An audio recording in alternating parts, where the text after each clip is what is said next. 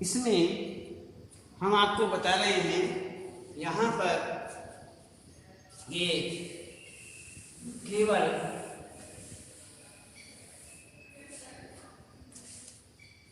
समाचार माध्यमों में मौजूदा रुझान ये आपको बताते हैं और इसमें हमने आपको पहले ये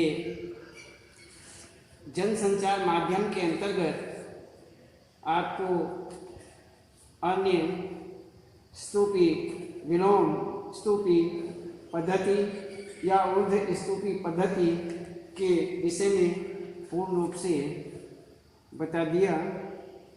इसमें हम विशेष रूप से यही जानेंगे कि अब आगे इसके बाद माध्यम समाचार माध्यमों में मौजूदा रुझान किस प्रकार से होते हैं इसके विषय में हम पूर्ण रूप से जानें और उसके बाद सुनिए।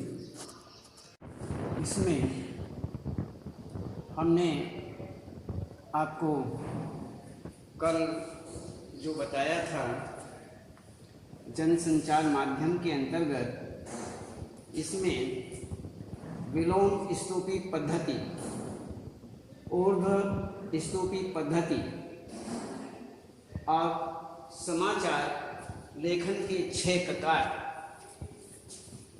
इसके 6 प्रकार ये आपको बताया गया था और इसमें हम हर तरह से ऐसा देखते हैं कि इसमें पद्धति का आधार जो है वो विलोम स्तूपी पद्धति या ऊर्ध्व स्तूपी पद्धति, इसमें प्रायः समाचार विलोम स्तूपी, जैसे विलोम स्तूपी पद्धति के विषय में हमने आपको बताया था कि इस पद्धति में समाचार लिखते हुए उसका चरमोत्कर्ष प्रारंभ में दिया जाता है तथा घटनाक्रम की व्याख्या करते हुए अंत किया जाता है। और ऊर्ध्व स्तूपी पद्धति जो है ये प्रायः समाचार विलोम स्तूपी पद्धति के अनुसार ही लिखे जाते हैं, क्योंकि ऊर्ध्व स्तूपी पद्धति में कम महत्वपूर्ण से सर्वाधिक महत्वपूर्ण के क्रम में तथ्यों का संकेत किया जाता है। क्योंकि पाठक घटना के बारे में शीघ्र सूचना प्राप्त करना चाहता है, इसलिए वह पूरे ब्यौरे को पढ़ने में रुचि नहीं लेता है। तो इस प्रकार से यहाँ पर इस प्रकार के ये दोनों पद्धतियाँ चलती हैं। अब ये आपको बताया गया और इसमें समाचार लेखन के महत्व के बिंदु जो कौन कौन से हैं इसके बारे में समाचार लेखन के 6 प्रकार हैं। वह क्या, कब, कहाँ, कौन, क्यों, कैसे, ये सारे के सारे आपको बताए।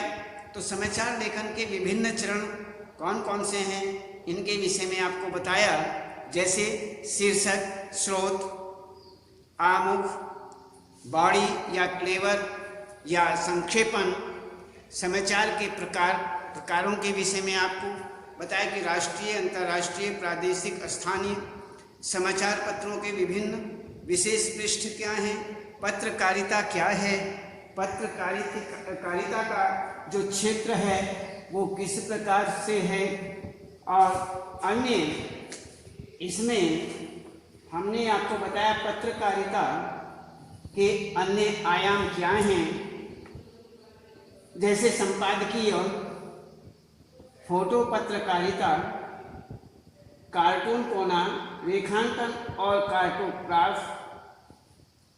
पत्रकारिता के विभिन्न रूप कौन कौन से हैं, खोजपरक पत्रकारिता, विशेषीकृत पत्रकारिता, वॉचडॉग पत्रकारिता, एडवोकेसी पत्रकारिता, वैकल्पिक पत्रकारिता। तो इस प्रकार से ये पत्रकारिता के विभिन्न रूप क्या हैं इनके विषय में आपको बताया। संपादन और संपादन के सिद्धांत आपको हमने बताए। इसमें इस तरह से हमने आपको ये सारे के सारे सिद्धांतों के विषय में आपको बताया। तो जैसे तथ्यों की शुद्धता या तथ्य परकता, वस्तु परकता, निष्पक्षता, संतुलन,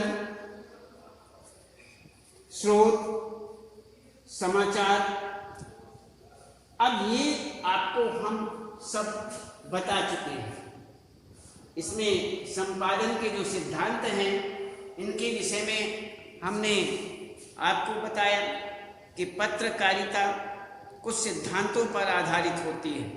समाचार संगठन अपनी विश्वसनीयता के द्वारा पाठकों का विश्वास जीत सकता है। एक पत्रकार से यह आशा की जाती है कि वह समाचार संकलन के समय निम्नलिखित सिद्धांतों का ध्यान रखे।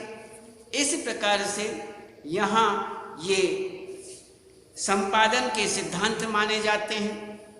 तो अब समाचार संपादन के सिद्धांतों के आधार पर तथ्यों की शुद्धता या तथ्य परकता जो है, एक्यूरेसी जो है, उसका होना बड़ा ही अनिवार्य है।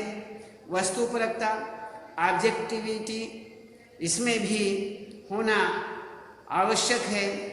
और अन्य निष्पक्षता जो है उसका भी होना अनिवार्य है। फेयरनेस का होना भी अनिवार्य माना जाता है। और अन्य संतुलन, बैलेंस जो है, बैलेंस का होना भी अनिवार्य होता है। यदि इसमें ये सारे सिद्धांत हैं तो बैलेंस के बाद में जैसे स्रोत, सोर्सिंग, एट्रीब्यूशन आदि जो हैं, सोर्सिंग जो हैं, इनका होना भी अनिवार्य है।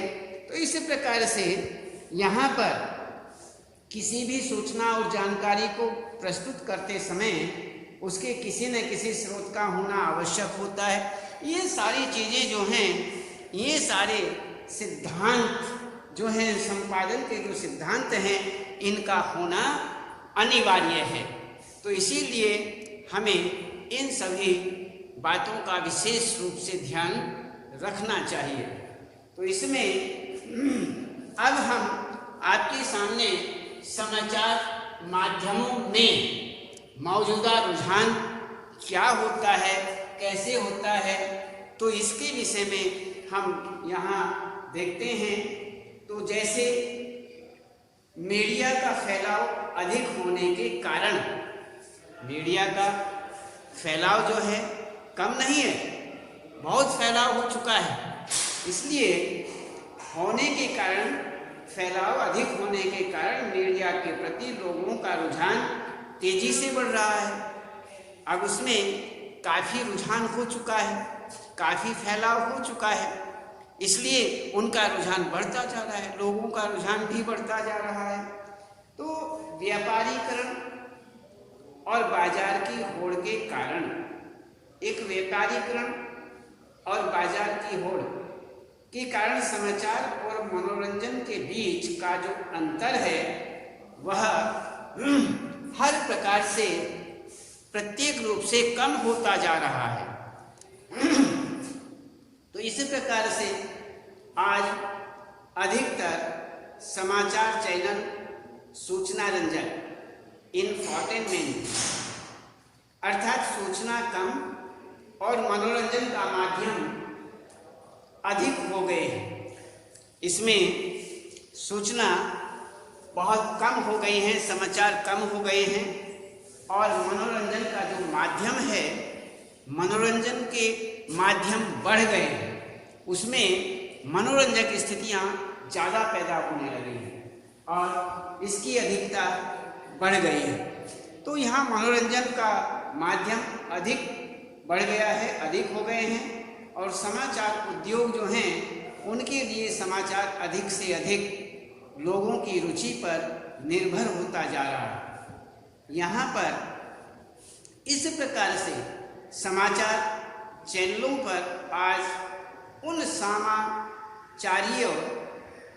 समाचारीय घटनाओं को पेश किया जाने लगा है, समाचार की घटनाओं को पेश किया जाने लगा है जो लोगों को लुभाती हैं एवं वास्तविक सूचनाओं की उपेक्षा होने लगी। जो वास्तव में सूचनाएं हैं उनकी अधिक उपेक्षा होने लगी और जो लोगों को लुभाने वाली बातें हैं वह ज़्यादा समाचारों के अंदर आने लगी। तो इस प्रकार से यहाँ पर ये बता दिया गया है कि समाचार मीडिया एवं पत्रकारिता में सनसनीखेज या पीत पत्रकारिता का प्रचलन अधिक हो गया है, जिसके माध्यम से अफवाह, प्रेम संबंधों का खुलासा इसमें पूर्णतः विकसित होता जा रहा है।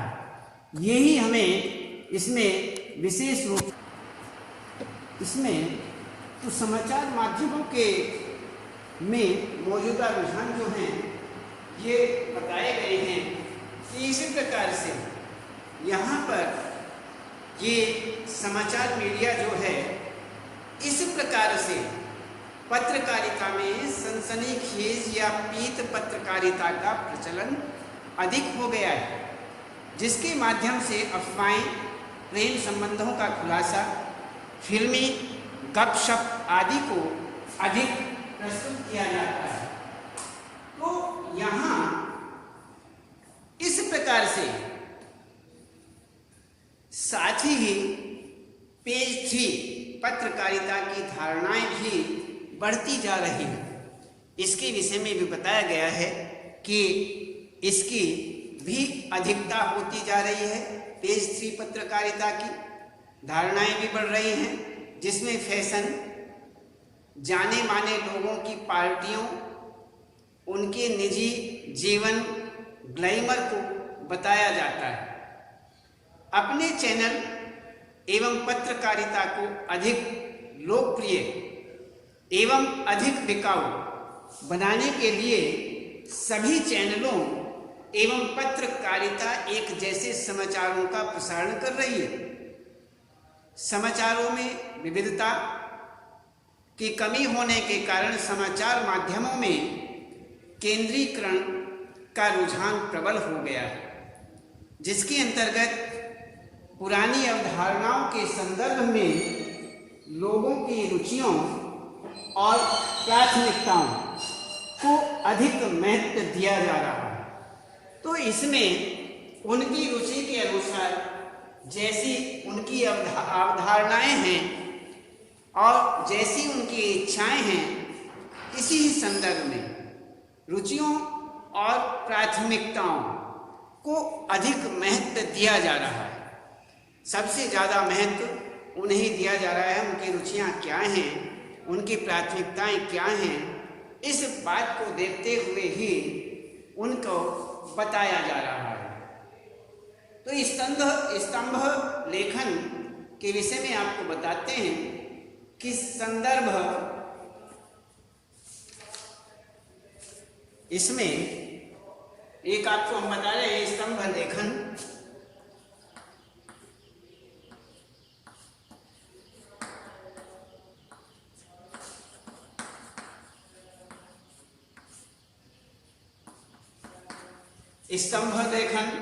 संपादक के नाम पत्र,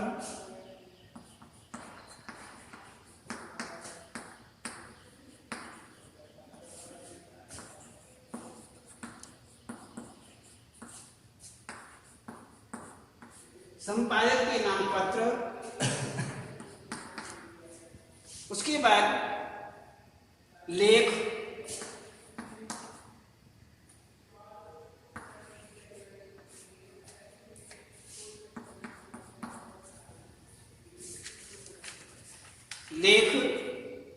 साक्षात्कार,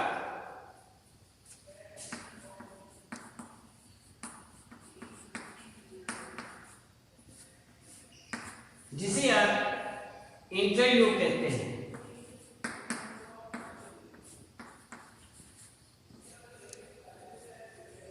इसके बाद आता है विशेष लेखन।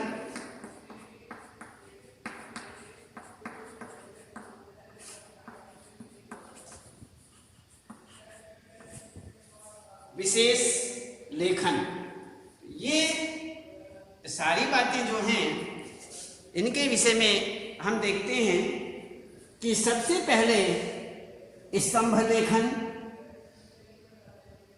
संपादक के नाम, पत्र, लेख, साक्षात्कार अर्थात इंटरव्यू, विशेष लेखन, ये सब हुआ। तो इसमें हम इसमें स्तंभ लेखन के विषय में कुछ महत्वपूर्ण लेखन अपने विचारों के लिए जाने जाते हैं। इससे उन लेखकों की लेखन शैली भी विकसित हो जाती है।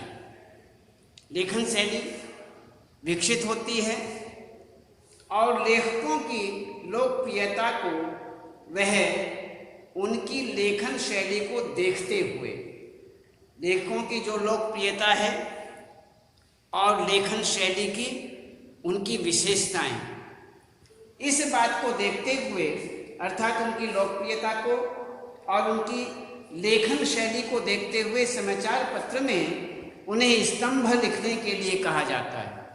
जो लेखक इस तरह के हैं जो लोगों में प्रसिद्ध हैं, लोगों में जो इस तरह से लोकप्रिय हैं, उनकी लोकप्रियता ज़्यादा बढ़ी हुई है और अन्य उनका जो लेखन शैली का ढंग है, लेखन शैली है, वह भी देखने योग्य है और पढ़ने योग्य है। तो इस प्रकार देखते हुए उन्हें समाचार पत्र में स्तंभ लिखने के लिए कहा जाता है। तो जिसमें उन्हें विषय का चुनाव करने की स्वतंत्रता भी होती है कि वो विषय का चुनाव कर सकते हैं, ये स्वतंत्रता भी उन्हें मिली होती है। स्तंभ लेखन में लेखक के स्वयं के विचार प्रमुख होते हैं। उसके स्वयं के विचार जो हैं वही प्रमुख माने जाते हैं, वही प्रमुख होते हैं। अपने विचारों को ही लेखक प्रस्तुत करता है। परंतु स्तंभ लेखन लिखते समय लेखक तथ्यों को भी ध्यान में रखता है। कहते हैं कि विशेष क्या है, इस बात का विशेष रूप से ध्यान रखा जाता है कि जब स्तंभ लेखन लिखा जाता है तो उस समय लेखक जो हैं किस किस प्रकार के तथ्य हैं, उन तथ्यों के विषय में भी ध्यान रखता है। आगे कहते हैं संपादक के नाम पत्र। संपादकीय पृष्ठ पर संपादक के नाम पत्र प्रकाशित किए जाते हैं। इसके अंतर्गत पाठक अपने विचारों, समस्याओं, भिन्न भिन्न मुद्दों आदि को व्यक्त करते हैं। इसके द्वारा नए लेखकों को स्तंभ लिखने का अवसर भी प्राप्त हो जाता है। तो इसके द्वारा जो नए नए लेखक हैं उनको भी स्तंभ लिखने का अवसर मिलता है। अतः पाठकों द्वारा संपादक के नाम लिखा गया पत्र जनमत को प्रतिबिंबित करता है, उसे प्रतिबिंबित करता है। तो इस प्रकार से समाचार के नाम, संपादक के नाम पत्र लिखा जाता है। लेख समाचार पत्र में अनेक पत्रकारों एवं विशेषज्ञों के लेख प्रस्तुत किए जाते हैं। लेख लिखते समय प्रस्तुत किए गए विषय पर विस्तार से चर्चा की जाती है और लेख में प्रारंभ, मध्य और अंत को ध्यान में रखकर लेखक अपने विचारों को प्रस्तुत करता है। लेख फीचर आदि से भिन्न होता है, उससे भिन्न होता है और लेख लिखने में लेखक के विचारों को प्रमुखता देने के साथ साथ तथ्यों को ध्यान में रखना अति आवश्यक होता है। उन्हें तथ्यों को विशेष रूप से ध्यान रखना भी उसके लिए अनिवार्य होता है। लेखक लेख द्वारा अपने विचार प्रस्तुत करते हुए सूचनाओं एवं तथ्यों का विश्लेषण करके तर्क के आधार पर अपनी राय देता है। स्पष्टतः लेख लिखने की शैली आकर्षक होनी चाहिए जो अधिक से अधिक लोगों को प्रभावित कर सके। वह अधिक से अधिक ऐसी शैली होनी चाहिए जो अधिक से अधिक लोगों को प्रभावित कर सके। तो इसी प्रकार से यहाँ पर ये लेख के संबंध में आपको हमने बताया। अब हम आपको बताते हैं साक्षात्कार। साक्षात्कार अर्थात इंटरव्यू।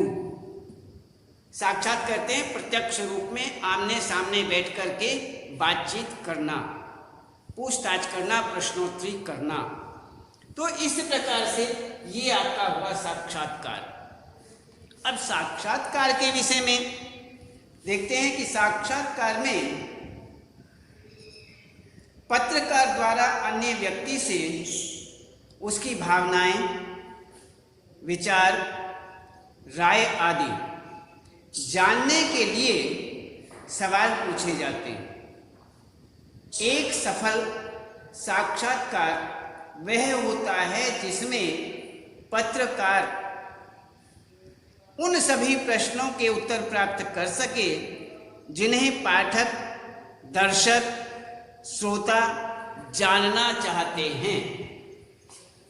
पाठक, दर्शक और श्रोता जिनको जानना चाहते हैं उनके विषय में सारे के सारे पत्रकार उन सभी प्रश्नों के उत्तर प्राप्त कर सकें जिन्हें पाठक, दर्शक, श्रोता जानना चाहते हैं।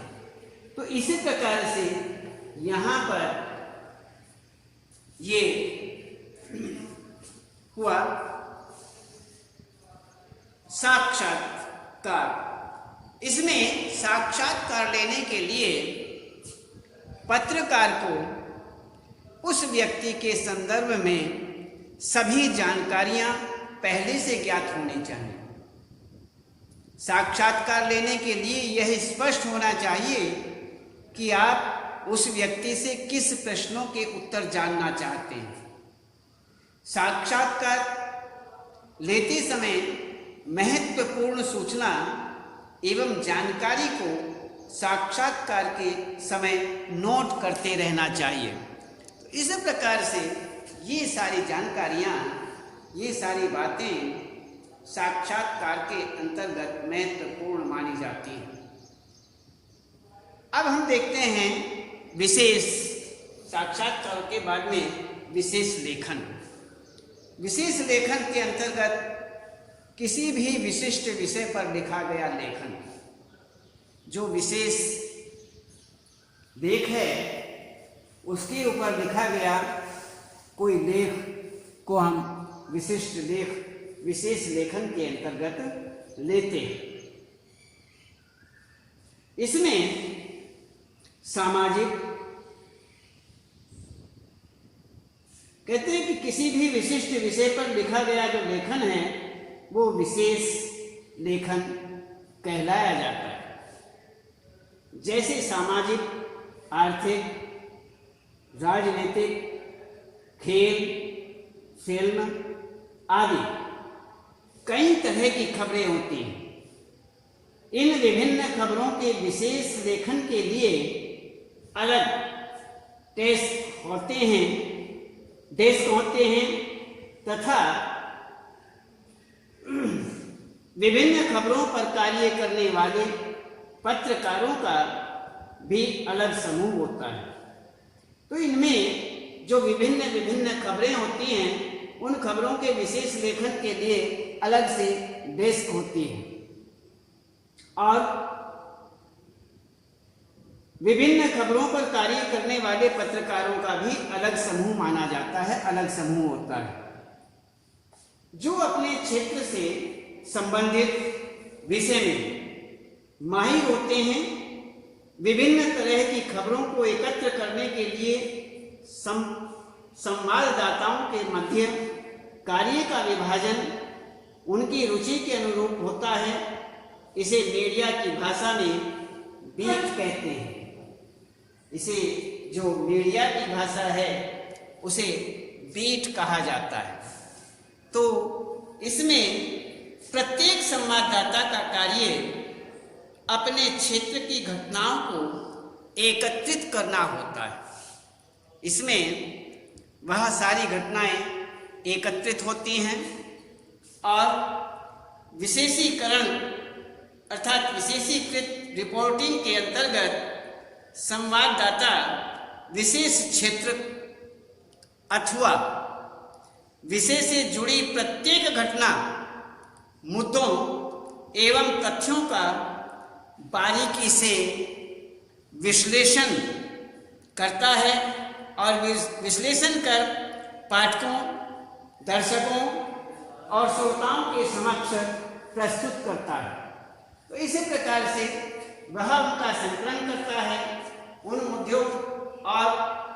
मुद्दों एवं तथ्यों का बारीकी से अध्ययन करता है, विश्लेषण करता है और उसके बाद वह पाठकों के सामने, दर्शकों और श्रोताओं के सामने प्रस्तुत करता है। तो इस प्रकार से यहाँ पर हमने आपको बताया कि समाचार माध्यमों में मौजूदा रुझान के अंतर्गत और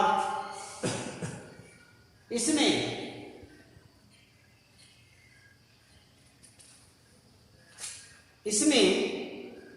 ये इसके अंतर्गत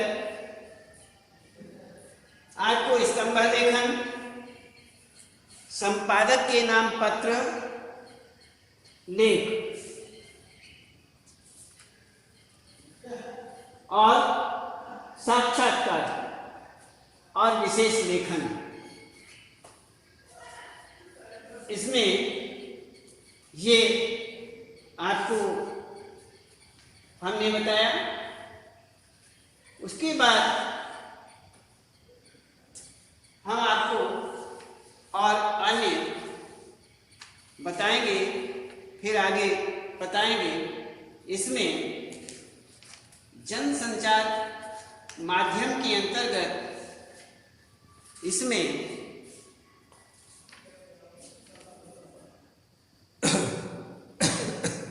हमने संचार के तत्व, संचार के विभिन्न स्तर या रूप, जनसंचार के घटक,